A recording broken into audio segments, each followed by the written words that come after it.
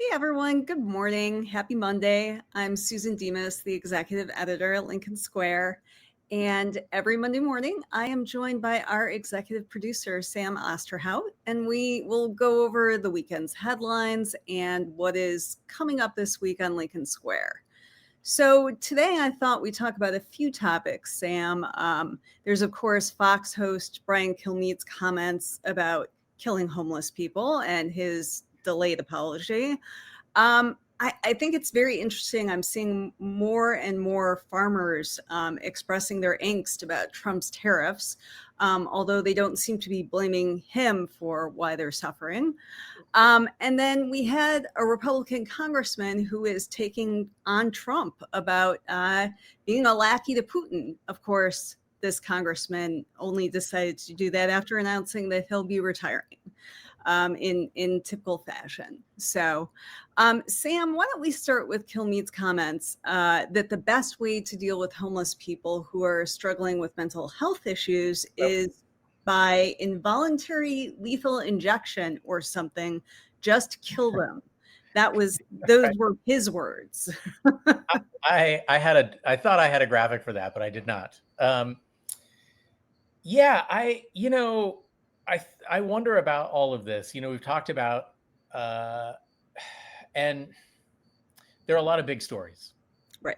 right? There are so many big stories. Putin and Russia is still something that's pressing and could end up being the story of this decade, for all we know. Right. And then in typical fashion, that became like a flash in the pan last week.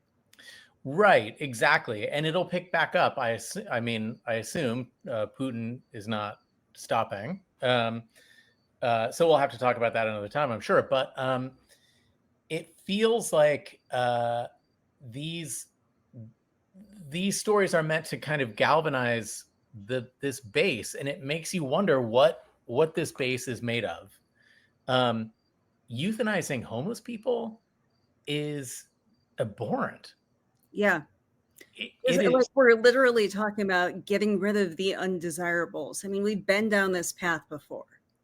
Yeah, exactly. And it seems like I think that in a weird way, this story is tied to the tariff story and farmers, because the worse the policy, the more afraid they are of losing a certain base, and they ratchet that base up by saying shit like "let's kill homeless people." Right. Is I that mean, it's who we literally, are? hey, look over their politics, but with like the worst stuff ever. Because, comments like this would have gotten you automatically fired not too long Yeah, ago. And, we've seen a rash of, some folks who have not mourned Charlie Kirk correctly, they have gotten fired. But, yeah. of course, when you work for Fox News and you talk about killing homeless people, that's just like, hey, maybe go on air and apologize and you'll be good. Well, and Paul in the chat says, "or kill people in boats in international waters." Right.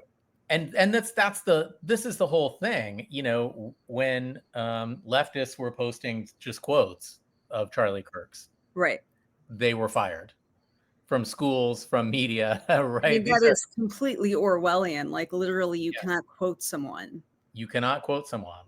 It's I mean and the left was being pilloried um for violence, for being violent, for espousing violent, obviously none of that's true.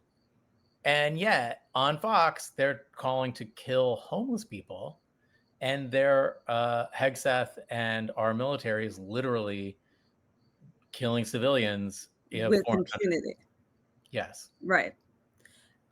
Which, again, is not making our world any safer and is, destroying our place in the world at, an incredible pace. I mean, we're seeing unrest in so many places. In Nepal, there was the Gen Z revolution. Mhm. Just kind of incredible that they chose their new leader via Discord. Right. But like all over the world, there's continued tensions between India and Pakistan. And, they know that the US is not a moral leader anymore. And we can debate, because the US obviously has a checkered past in terms of foreign policy, and we have not always been on the right side of things. And there's been a lot of criticism about the U.S. over the years as being the world's policeman. But now, we are siding with the bad guys more often than not. Look at what's happening in Ukraine, and with Putin, deciding that now he can push things into Poland. We're at a really precarious point. Yeah, this is, look, it's been precarious for 10 years at this point. And I think that the real gut punch of last week, at least for me, was that it felt like, all of this pent up rage on the right, which actually isn't so pent up. There's a lot of out there in the open, especially if you open up X. Exactly. Yeah, exactly. Oh my God, don't open up X is the worst. I mean, I've started going back in because of all the headlines, and it's still a pretty quick way to get news and takes and that kind of thing. And man, I feel so bad about myself. But nonetheless, it did feel like last week, any kind of rage or violence that was pent up, you could sense that they're just looking for any reason to cosplay this kind of violent insurrection.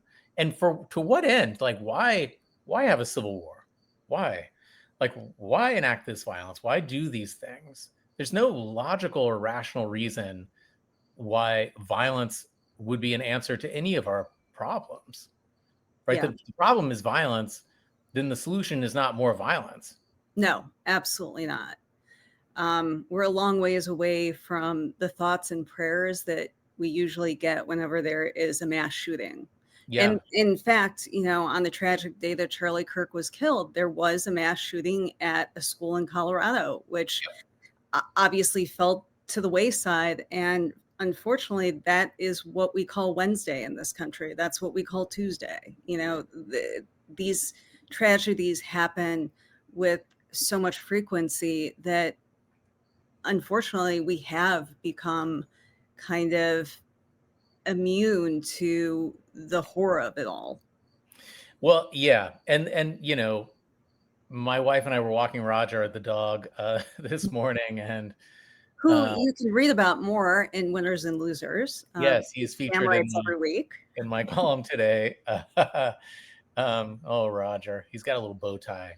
He's like, yeah, it's very cute. But we were walking Roger this morning, and there's a neighbor that we have who we all, we're relatively friends. I mean, we're friendly with. We wave and, hey, how you doing, and that kind of thing. And he had a sign in the yard that said, God bless Charlie Kirk. And I thought, fair, however, what about the children? Do you have any thoughts about all of these kids who are being killed every week? They didn't make any kind of political statement. They were just trying to get educations, right? Like, right. Where are your signs for them? Yeah. Yeah. And that's not to say like whoever should be able to mourn however you want to mourn your heroes and your public figures and all this kind of thing. But Jesus, man, there's tragedy going on every day in this country. Yeah. And then it says a lot about our values and priorities, about who rises to the top. It was only 2.5 years ago, there was a shooting at Michigan State University, and my daughter was a student there and missed it by 5 minutes. Oh my God. I came to pick her up for dinner, and we actually drove right by where one of the shootings was, 5 minutes before. And, it's almost inevitable that you are going to know someone who has survived a mass shooting at this point. Tragically, I was running a Michigan publication, the Michigan Advance, and we were interviewing people who had survived a school shooting in high school the year before at a school called Oxford. And then they went to Michigan State and they survived another mass shooting. That's just insanity. I think about my father who was in Vietnam and my grandfather who was in Korea and World War II. And they came back changed. The whole generation had changed and suffered through this, collective and isolating and weird and awful trauma that, my dad never really recovered from. I mean, he lived a normal life and did the best he could, but he was he didn't sleep much after the war. And in any case, the point I'm making is we are putting our children through that. And their children. And their children. They were not enlisted. They were not drafted. We have not. They were never expected to make a sacrifice this heavy. And the sacrifice they're making is in service to guns. Like, it's so that we can have guns. Right. That's it. It's you and I both have kids, and I know a lot of people in our chat have children, and it feels like something so un-American to say this is a problem that we cannot or will not solve. Well, we talk a lot about freedom in this country, and that's something that I completely believe in. But the freedom to own guns, when that comes at the expense of people's lives at the level that it does in this country, where we have higher rates of gun violence than any other developed country out there, that's why we have limits on things. Nobody really talks about taking away the right to own guns. The Supreme Court has weighed in with their Heller decision.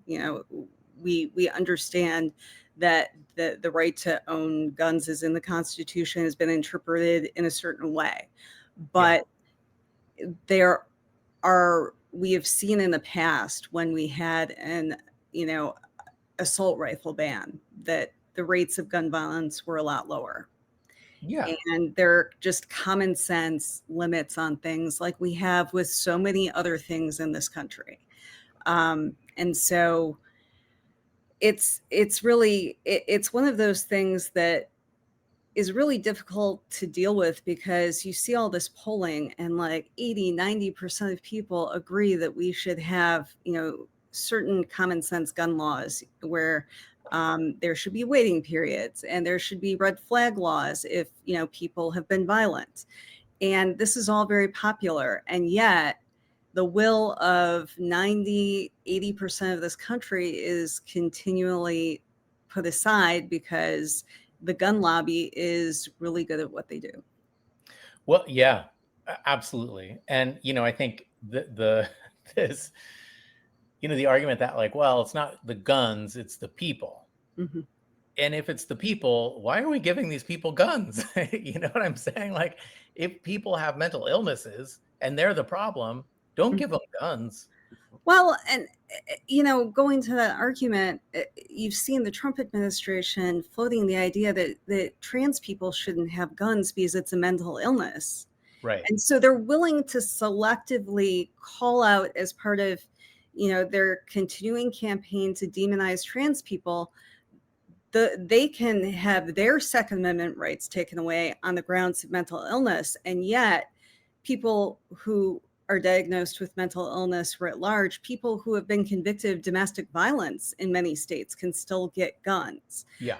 So there's a huge double standard. And certainly there's an acknowledgement from the Trump administration that obviously certain people shouldn't have guns, but they want to decide who those people are. Yeah. And, it feels like there's this double standard set like this. Like, I believe that if you're likely to kill someone, you shouldn't have a gun, right? Like, it seems obvious, but it seems like what Trump is saying is, if we are likely to want to someday arrest or kill or harass you, you shouldn't have a gun. Right. It's this sort of other perversion of this. Like, we don't want you to protect yourself against us. Right. Because we are not going to leave you alone. And it's just the way with them. It's just the way with them. They make up, in Winners and Losers today, I talk about Dr. Bob Onier. No, I can't remember his last name now. I've willfully tried to forget it. I just call him Dr. Bob. Yeah, the Missouri representative. Yes. And, his, he tweeted yesterday that there was, the left's plan is to convince people that they are, convince boys that they're actually girls, so that we can then force them into transitioning.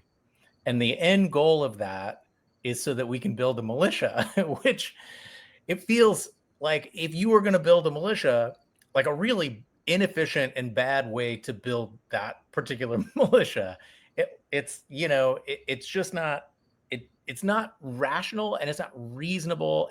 And if Dr. Bob gave it just the slightest bit of scrutiny, he would understand he sounded like a stark raving fucking lunatic, because that's what he sounds like. He's crazy. That's a crazy thing to say. And that's the baseline for this party. And if you've ever gone to like a liberal or progressive event, the idea that things would be organized enough to pull off creating a militia, it doesn't check out. No, it doesn't check out. Oh my God. Well, over the years, I have interviewed some Republicans who have criticized their party on gun control, but usually it was those who were getting ready to retire, like Congressman Fred Upton from Michigan. Yes. And we saw this phenomena, raise its head again this weekend, where Texas Congressman Mike McCall went on, I believe it was Face the Nation, and he called out Trump in really stark language over the drones that Putin sent to Poland, and saying this was not an accident. Putin is testing the resolve of NATO, and the president's wrong. This wasn't a mistake.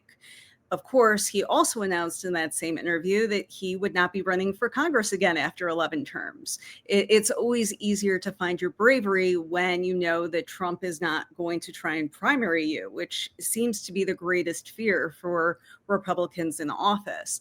But it is good that someone in the Republican Party, an elected official, is talking about what Trump's policy is towards Russia, because I maintain that this is the biggest story out there. I mean, this has so many consequences for the entire world.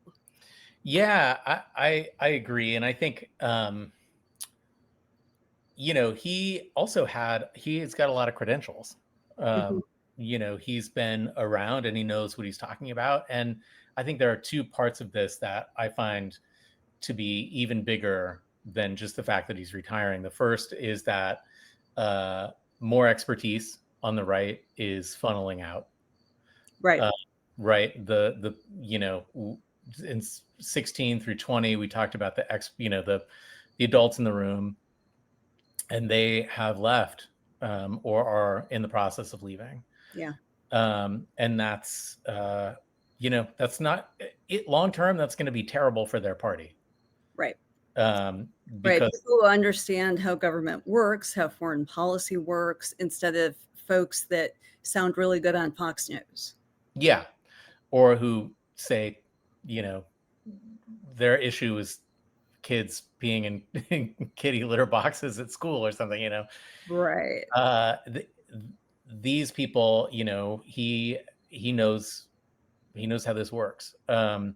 And he's reasonable and rational. And I think the other thing is, it's frustrating that they only speak out when they're retiring. But I kind of get it. Yeah. I think it's even less about being primaried, although that's certainly a fear, and more about being harassed and threatened. And, right. violence, political violence again. And those threats are by and large not coming from the left. It's Yeah. from the extremists on the right who want their elected officials to fall in line with Trump every step of the way. And they're willing to make threats to get people to do what they want. Yeah, that's it. So I wonder, just shifting gears a little bit Mhm. to this story, Mhm. the farmers, and this particularly was from Arkansas or Tennessee. Um, They're kind of this all over, really. this was focused on Midwest, Okay. but there are stories all over. I actually went down a rabbit hole when I was on pseudo vacation a couple weeks ago, and I was watching some local newscasts Yeah. in like Kansas and the heartland. You're from Kansas, Yep.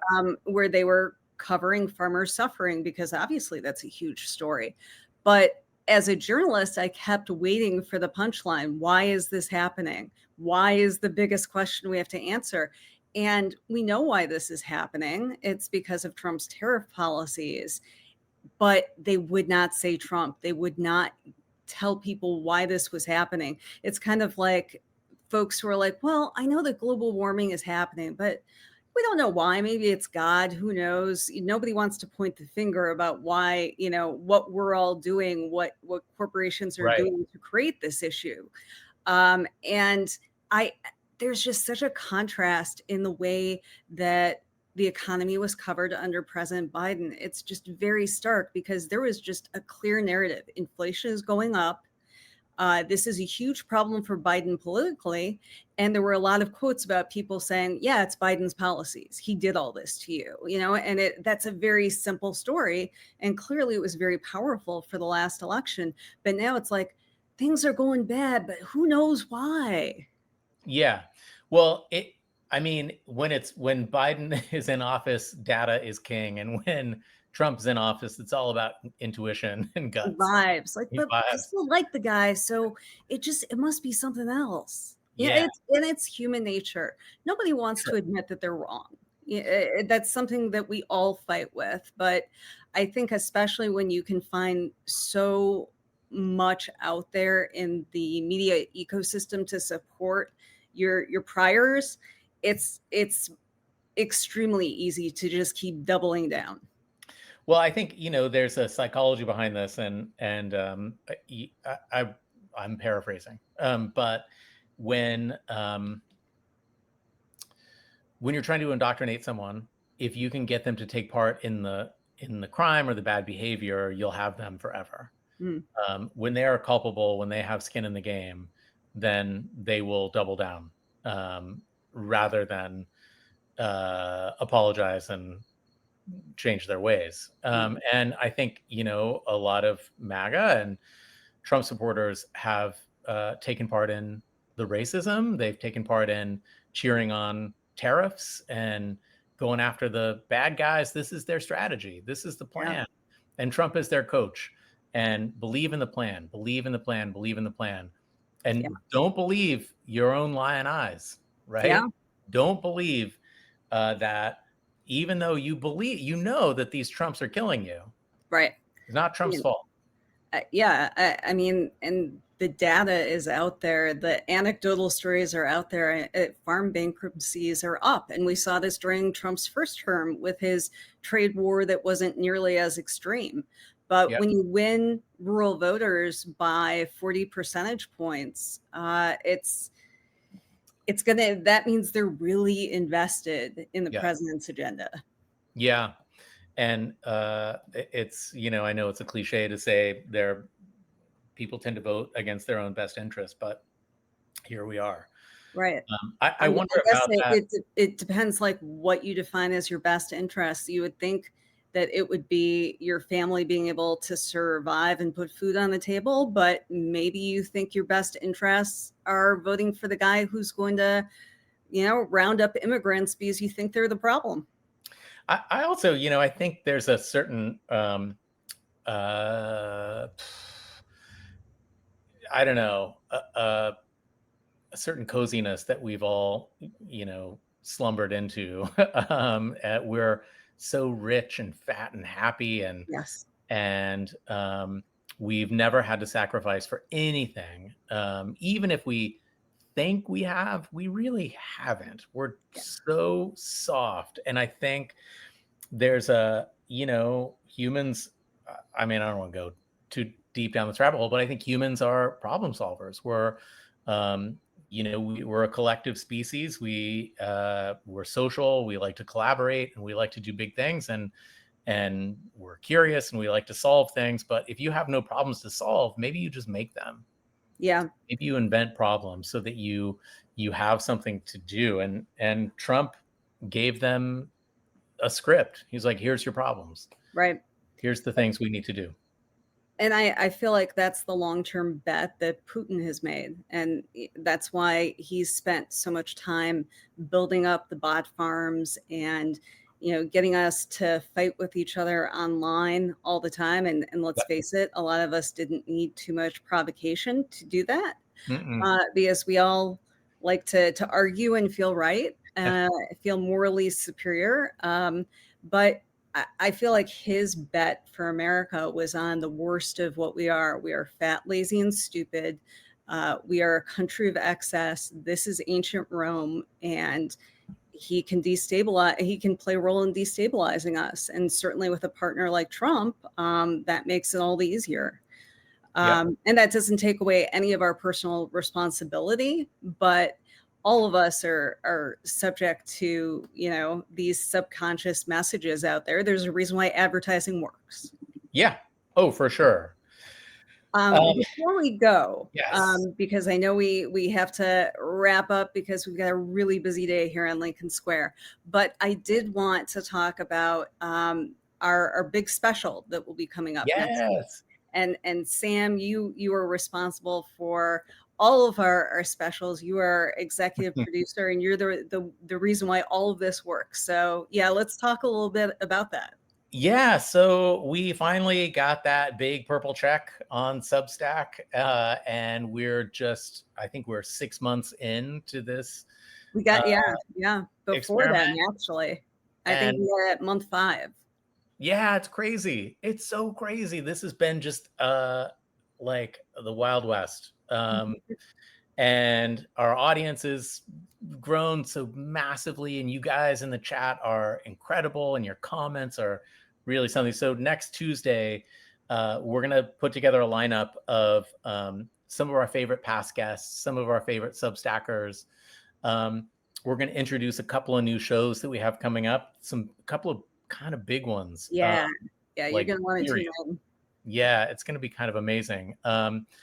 I think if we can convince the crew, we're going to do a behind the scenes show with me and Susan and some of the team behind the scenes. Yeah, those who want to come on. Yes. But there will be some unsung heroes. Some unsung heroes for sure, but heroes nonetheless. And I think, when I think about this team, we're small and we are mighty. I mean, we really are hitting above our weight class. It's such a good little crew we've put together. So keep your eyes peeled for that. We'll post sort of more details as the week goes on, but that's next Tuesday. That will be 16th to 23rd. Yeah. And we will have a special edition of strategy session with the guys, Joe, Rick, and Stuart. They'll be part of this as well. So, and we will open that up for everyone. Usually it's just for our paid subscribers, but we want you all to be a part of it. Yeah. And everyone, keep an eye out for what's coming up this week. We've got a ton of good content, good shows this week. And I think what I'd really, this, you can find this on our Substack page. But I really would love to engage more with all of you in the chat and in the comments of our posts. So I love these chats. It's one of my favorite things about doing these shows is engaging or reading what everyone is saying. You can do this. You can chat with us when we're not on air. You can chat with us in the chat. You can post on comments, and we go through those. So make sure, don't be a stranger. Well, thank you everyone for joining us again this week. And Sam, thanks so much for all your hard work, and read Sam's Thank you. Winners and Losers this week. It's a good read. It's thank you. Oh, I'm getting a haircut today. I will no longer look like a slob. Whenever I get a haircut, nobody notices. Yeah, well, you'll notice. All right. Thanks, guys. Thanks, everyone. Bye.